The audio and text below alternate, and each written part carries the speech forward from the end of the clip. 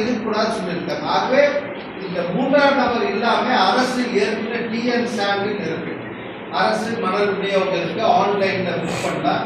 அதில் அரசு நேரடியாக கியூஆர் கோடு எல்லாம் எல்லாமே ஜிபே எல்லாம் வந்துச்சு. ஈஸியாக அரசுக்கு அந்த பணத்தை செலுத்தி மணல் எடுக்க முடியும். நேரடியாக அரசு கைகளுக்கு போய் சேரும். இதில் மணலில் அவர் பெயர் அரசுக்கு வரதே மூணாவது நபரை கூப்பிட்டு லோடர் பிகம்ஸ் அ ட்ரேடர். ஒரு லோடரா உள்ள கூப்பிடு கேட்டா நான் அள்ளி போட முடியுமான்றீங்க. நாங்க பிடபிள்யூடி ஸ்டாஃப் வேலை செய்யணுமான்னு சொல்லி நீங்க ஒரு மூணாவது நபரை உள்ள கூப்பிடுறீங்க. அந்த மூணாவது நபர் தான் பிகம்ஸ் அ ட்ரேடர்.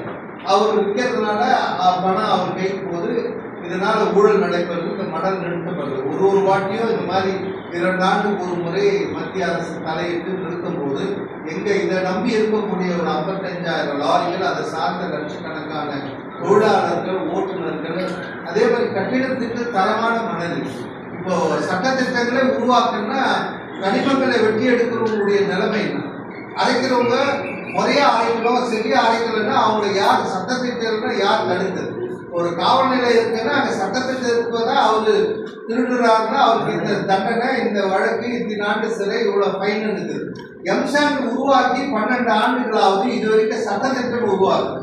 சட்டத்திட்டத்தை உருவாக்காத 2 செக்ரட்டரி, பொதுப்பணித்துறை செயலாளர், நீர்வள செயலாளர் மீது கோட்டை காவல் நிலையத்தில் வழக்கு பதிவு பண்ண சொல்லி கொடுத்து புகார் மனு கொடுத்து வழக்கு பதிவு பண்ணாது. இப்போ எம்எம் கோர்ட்டு, ஈவினிங் பஜார் எம்எம் கோர்ட்ல கேஸ் நடந்துட்டு இருக்குது. மிக விரைவில் அந்த அதிகாரி மீது தன் கடமை செய்ய தவறாங்க, பல உயிரிழப்பு காரணமா இருக்காங்க, பொது சொத்துக்கு மற்றவர்களுக்காக வழக்கு பதிவு செய்து நடவடிக்கை எடுத்துக்கொள்ள நம்பிக்கையோடு கடந்த ஆட்சியாளத்தின் பொழுது அரசனுடைய நடவடிக்கை பார்க்கும்போது டி.கே. பிரபுவுடைய நடவடிக்கை உடனே இறங்கிட்டாரு. செக்ரட்டரியேட்டுக்கே 3 நாள் வரல, ஃபீல்டுக்கே போயிட்டார். அந்த மாதிரி நடவடிக்கை இதை தான் நாங்கள் தொடர்ந்து சொல்லியிருக்கோம்.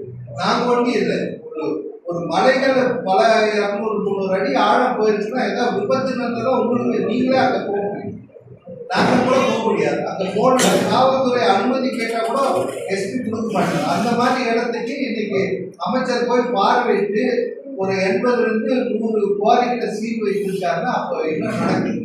அப்போ தொடர்ந்து 10-20 ஆண்டுகளாக மலைகள் உழைப்பதில் முறைகேடு. எந்த மலை நீங்க விபத்துல போனாலும் அனுமதி இல்லாத இருக்கு. ஏன் அரசு இது வரைக்கும் மலை கோரிகளை ஏன் கடந்த ஒரு 10-20-15 ஆண்டுக்குள்ள மலைகள் அரசு கிட்ட இருந்தது? இன்னைக்கு அரசு கிட்ட ஒரு மலை கூட, எல்லா மலையும் தனியார் கொடுத்துட்டாங்க.